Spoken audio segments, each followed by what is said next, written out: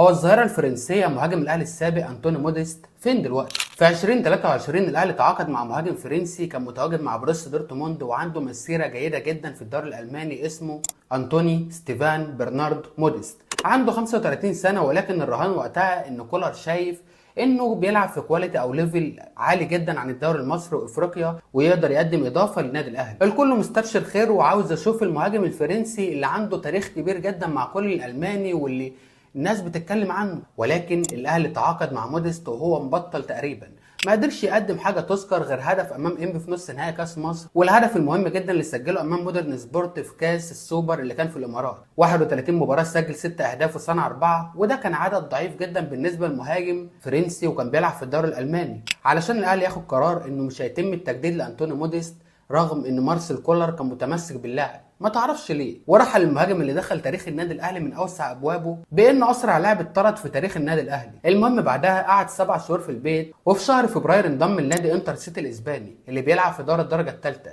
وده نادي اصلا مواليد 2017 وهو اكبر منه وقصه كبيره. لعب مع الفريق ده 11 مباراه، سجل هدف وصنع هدف، والاثنين كانوا امام ريال مدريد كاستيا او فريق ريديف ريال مدريد، وسجل هدف عالمي، الهدف اللي قدامك ده. وبعد ال 11 مباراة رحل أنطوني موديست عن الفريق، ومن شهر 7 اللي فات وهو بدون نادي وعنده 37 سنة في الوقت الحالي. يا حبيبي يا جدي.